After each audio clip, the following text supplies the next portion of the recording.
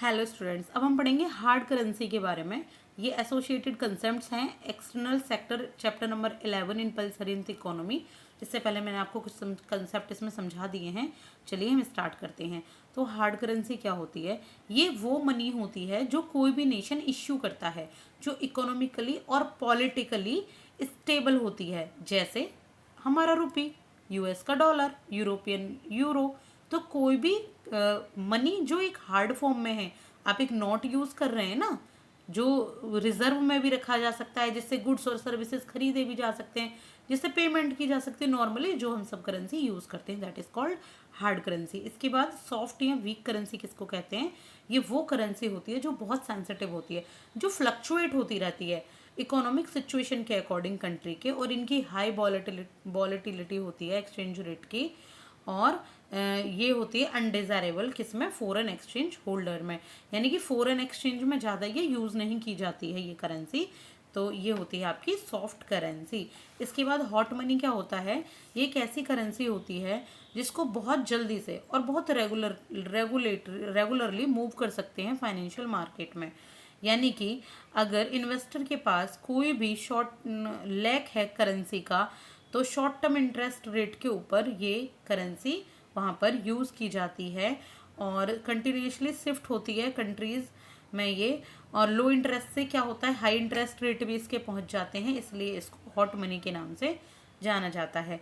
तो currency depreciation भी होता है और उसका कुछ इम्पैक्ट भी होता है। करेंसी डेप्रिसिएशन का मतलब है कि एक्सचेंज रेट सिस्टम जब भी फ्लोट होता है, यानी कि जब कोई भी एक कंट्री की करेंसी दूसरी कंट्री के हिसाब से कंपेयरिंग में ऊपर नीचे होती है, उनमें जो फॉल होता है that is called country currency depreciation.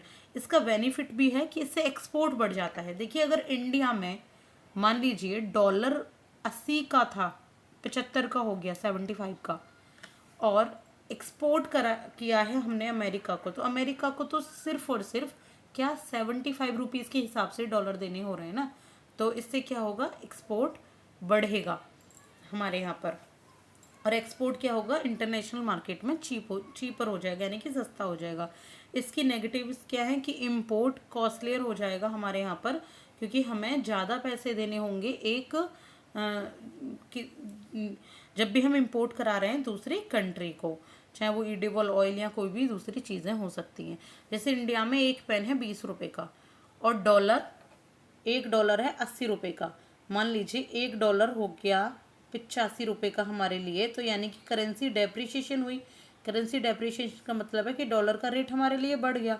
तो डॉलर का रेट अगर बढ़ा है तो यहाँ पर जो पेन है वो हो जाएंगे आपके महंगे, यानी कि आप जब भी इंपोर्ट कराएंगे तो आपको 85 रुपीज़ देने होंगे 80 की जगह। तो यानी कि इस तरीके से जो आपके एक्सचेंज रेट सिस्टम है एक्सचेंज मार्केट में, वहाँ पर आपका रुपी डेप्रिशिएट हो रहा है।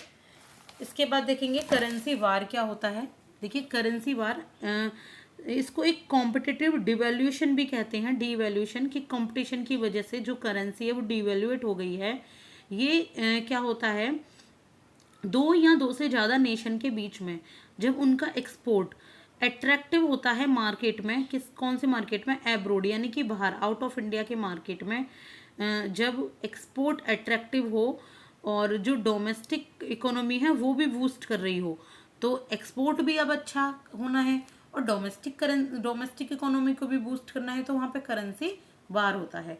एक रिवर्स करेंसी वार होता है, वो एक ऐसी सिचुएशन होती है where currency tries to make their currency stronger, जहाँ पे करेंसी को स्ट्रॉन्ग करना होता है, क्योंकि इससे क्या होगा, इससे इम्पोर्ट क्या होगा, चीप होगा।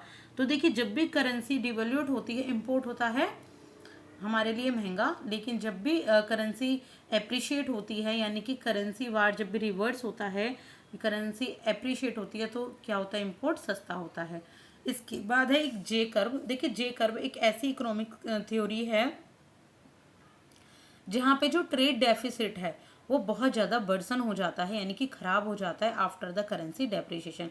ये क्यों होता है? क्योंकि जो वीकर करेंसी होती है उससे इंपोर्ट बहुत ज़्यादा एक्सपेंसिव हो जाता है और एक्सपोर्ट बहुत सस्ता हो जाता है।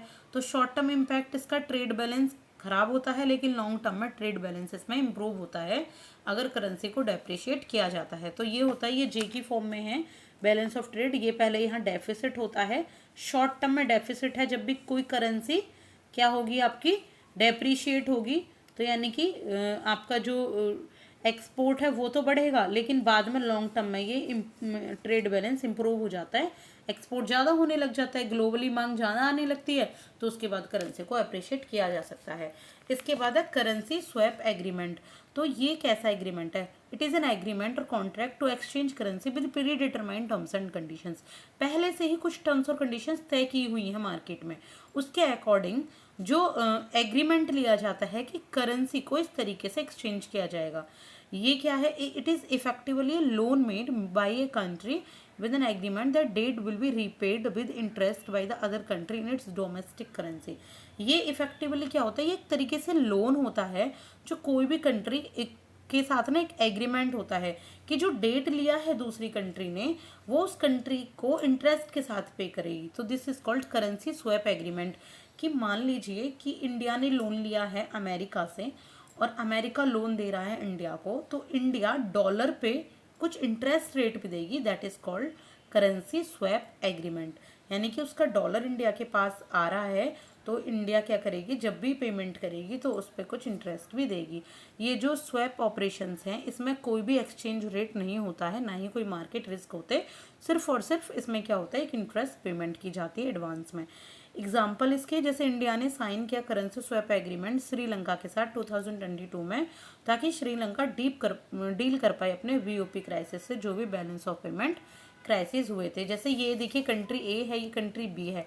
कंट्री ए ने क्या किया, कंट्री बी से डॉलर ले लिए और कंट्री ए अपनी लोकल करेंसी कंट्री बी को दे देती है, जैसे कि मैंने बताया था, और प्लस इंटरेस्ट पेमेंट भी दे देती है। तो ये आपकी इस तरीके से होती है करेंसी स्वैप एग्रीमेंट। इसके बाद देखिए फॉरेक्स स्वैप है। फॉरेक्स स्वैप होता है डॉलर रुपी स्वैप, यानी कि ये एक ऐसी सिचुएशन होती है, आप लगातार परचेज करते हैं और सेल करते हैं identical amounts of one currency for another. यानी कि आप एक ही करेंसी से बार बार परचेज और सेल कर रहे हैं, आप ट्रेड कर रहे हैं।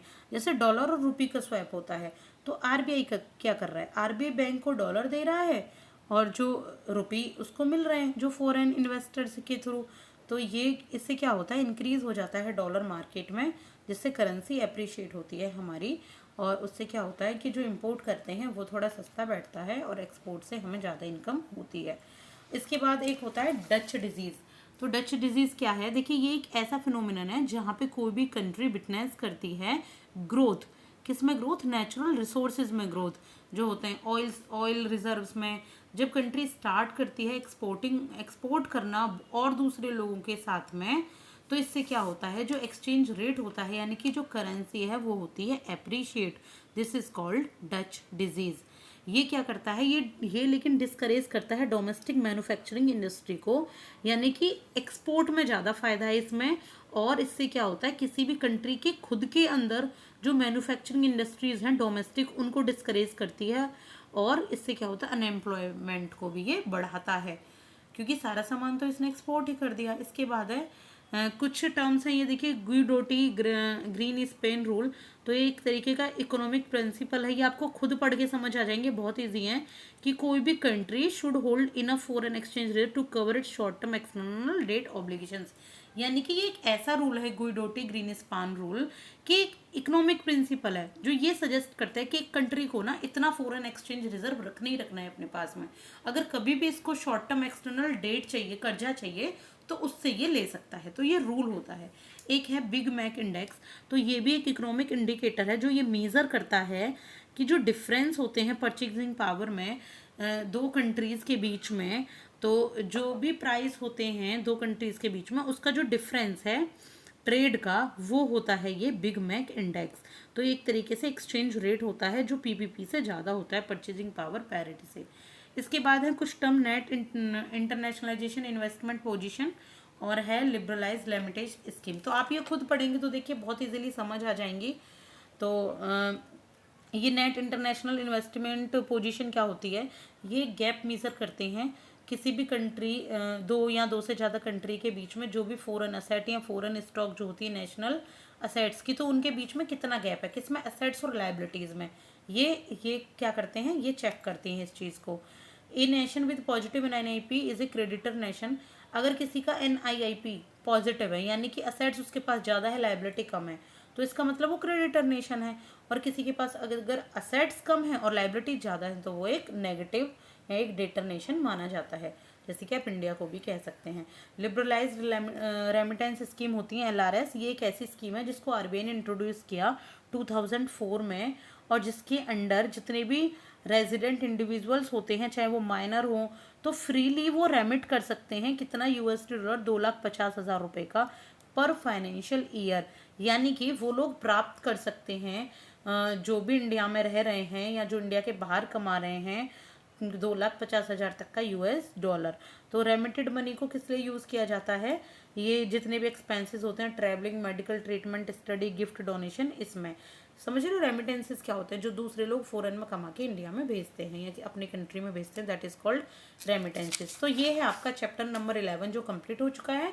नेक्स्ट आपका chapter number 12 WTO and multilateral financial institution में जल्दी ही स्टार्ट करने वाली हूँ।